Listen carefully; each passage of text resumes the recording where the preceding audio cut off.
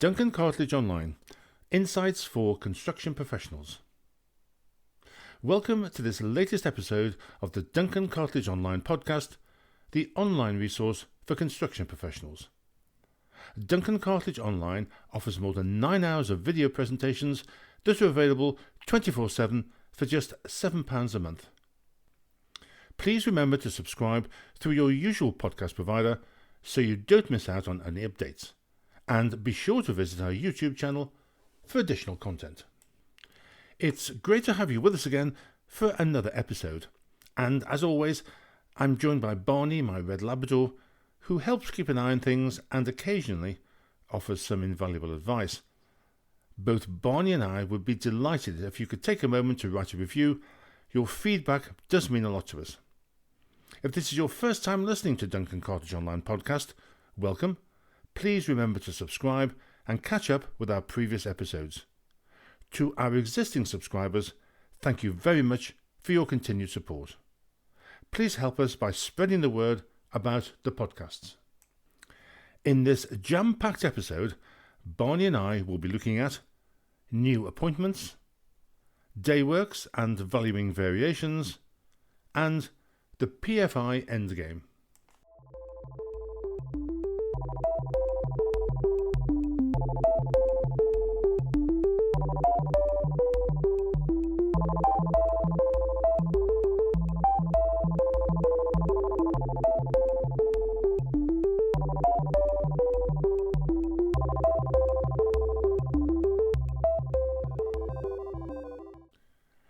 Before we start, you may have heard or remember on a recent podcast my remarks about the motives for property professionals heading off to Cannes every year for MIPIM, including whether RICS members get value for money in shipping staff off to the Côte d'Azur for a week.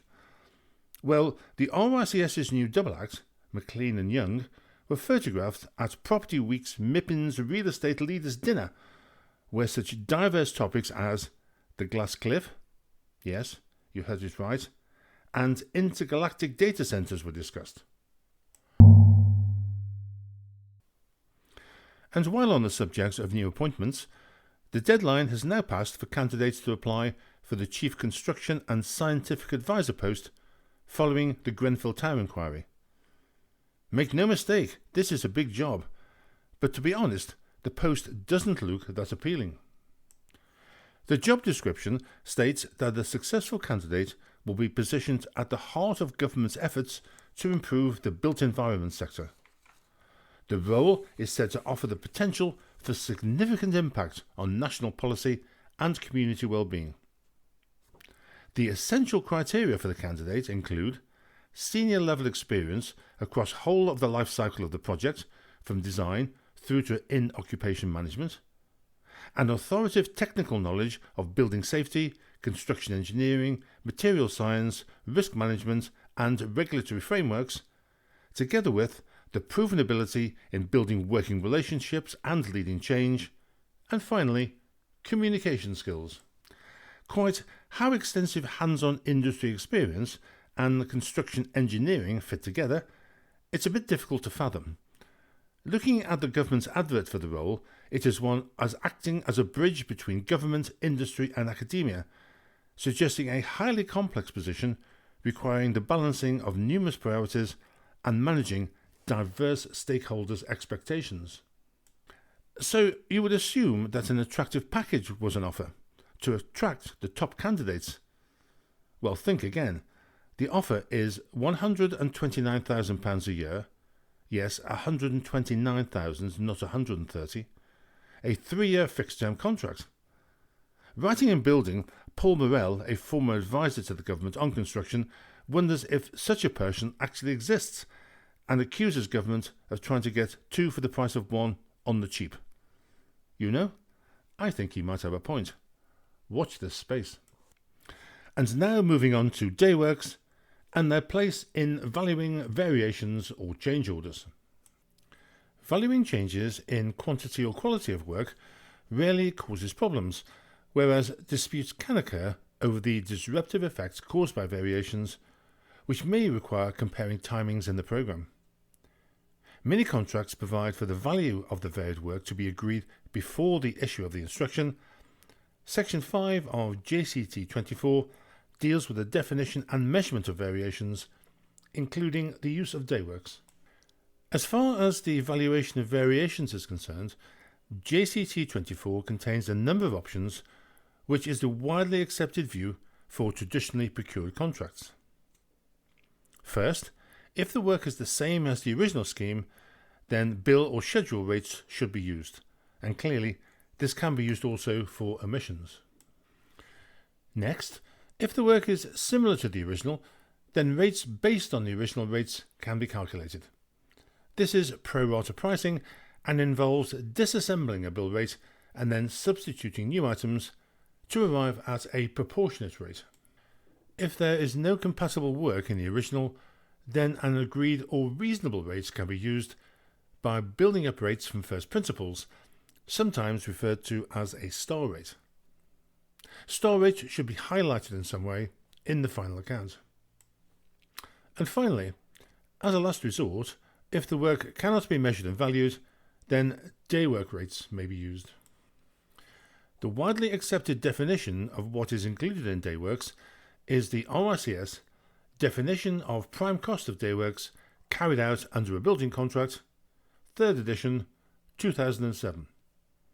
Yes, 2007 was the last time this document was revised, and it should be noted that other definitions are available, so best to check. Traditionally, dayworks have been seen by many as a last resort, but why are they so controversial? What are dayworks? Most standard forms of contract provide for the valuing of variations which cannot be properly measured and valued at contract rates by recording the work on daywork sheets and applying daywork rates. So what are these rates? They are the prime cost or first cost, as defined by the RICS, of labour, materials and plant, plus a percentage to cover supervision, overheads and profit. These percentages or markup are inserted in the tender documents by the contractor as part of the bidding process. They are intended to apply solely for dayworks and not to be applied for jobbing or other work, or work carried out during the rectification period. A statement of the conditions under which the contractor will be paid for work executed on a daywork basis should be given in either preliminaries or the schedule of dayworks. There are two basic options on how daywork rates can be incorporated into the tender documents. Option A, as a percentage addition. Provisional sums are included in the bill of quantities for labour, materials and plant, and incidental costs to which percentage additions, overheads and profit is inserted by the contractor. These sums should be adjusted in the provisional sums account at the final account stage. Option 2, all-inclusive rates. All-inclusive rates are inserted in the tender and incorporated into the contract documentation. These include an allowance for overheads and profit, either fixed for the period of the contract or, if allowed in the contract, subject to an inflation allowance. Well, that doesn't sound so controversial, does it? However, because work priced at daywork rates is greater than bill schedule rates, there is an incentive for contractors and subcontractors to apply these rates to all variations. Whereas daywork rates should only legitimately be used for unseen or unmeasurable work, work done out of sequence, or work done in a hurry, as the final cost is unknown and creates high financial risk for the owner-developer. For example, if on a job that's almost complete, the client asks the contractor to form a new door opening in an already completed wall, it would be unreasonable to expect the contractor to carry it out at bill rates. Labour would be needed to brought back onto site, and materials bought in small quantities, etc. Therefore, in this situation, it is a clear case where daywork charges should apply, as bill rates would not cover the cost. The problem is that very often contractors record work for variations for which bill rates or pro rata rates should apply on daywork sheets, but more about those in a minute, in the hope that daywork rates will be accepted. The general principle is that where work is to be carried out on a daywork basis, daywork sheet or sheets should be maintained, duly completed, that describes what work has been done, the hours that operatives and plant have spent on the work, and what materials have been used, as well as any other costs incurred in completing the work. Then this is countersigned by the contract administrator or their authorised representative, such as the clerk of works. This is to verify the resources employed on the variation work before any payment on this basis can be considered. Completing the daywork sheets. Daywork sheets must be presented to the contract administrator for signing as soon as possible. Clerk of Works have a habit of stating "for record purposes only" when signing sheets as a contemporaneous record of what has been done. So what effect does the signature have? The Clerk of Works is merely signing that the work was carried out, the resources as described are utilised, and the hours claimed are correct. Nothing more, nothing less. There is no agreement to pay for the work on the daywork sheet unless this has been expressly agreed beforehand, as it may be that work carried out is already covered in the contract and that contract rates may apply. The first thing to remember is that submission of a daywork sheet for varied works does not automatically entitle a contractor to payment on a daywork basis. If the works are substantially the same as the contract work, then works should be valued using contract rates, with the daywork sheets being used as a record only. If it has been agreed that the varied works should be valued as dayworks, and the resources have been agreed by the client's representative, the quantity surveyor has no right to reduce the hours or other resources on the sheet. If the resources detailed on the daywork sheet are disputed by the client's representative, this should be raised when the sheet is submitted so that an accurate record can be agreed. If this does not happen, it is the responsibility of the client's representative to prove the claimed resources are incorrect. There is a risk, therefore, of having to prove at a later stage that the information included on the records is wrong, or otherwise payment will have to be made in full. Dayworks can be a great source of disagreement or even argument.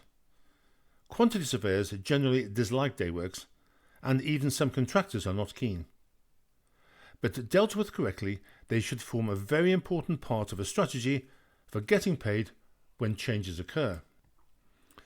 The QS may argue it isn't a variation, or it should be valued at contract rates, or it should be valued at pro rata rates, or even it should be valued at new rates, using the sheets to establish costs, or any other excuse to avoid paying dayworks in principle. So, what are the pros and cons for using daywork? The positives can be summarised as follows. Flexibility for dealing with unplanned or urgent work. Allows the work to proceed immediately when scope cannot be defined, preventing delays caused by pricing uncertainty. Provides a transparent cost record based on actual labour, plant and materials used on site.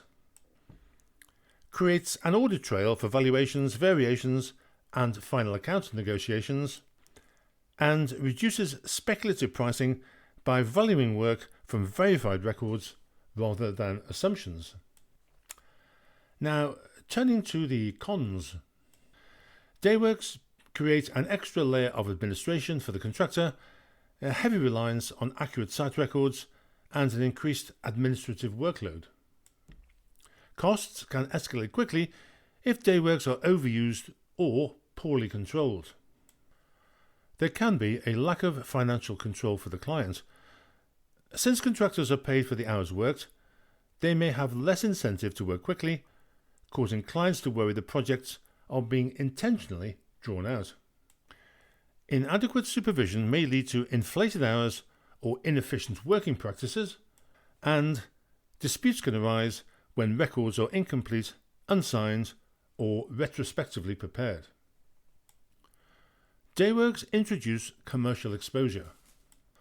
Therefore, administrative effort and behavioural risks must be actively managed, especially where controls authorization or documentation practices are weak, or on busy construction projects.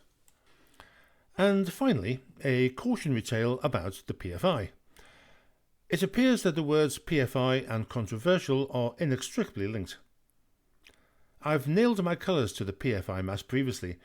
I'm broadly a fan, but this week there was a story from my hometown, Stoke-on-Trent, about a PFI deal coming to an end.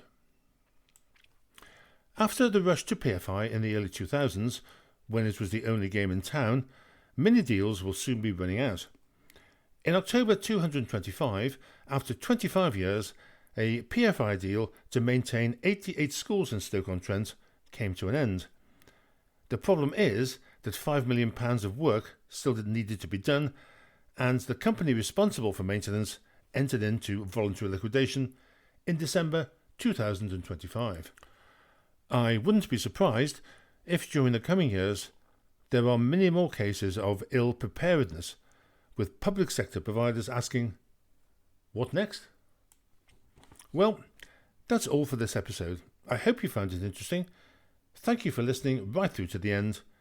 Barney and I think your stamina is, well, world class.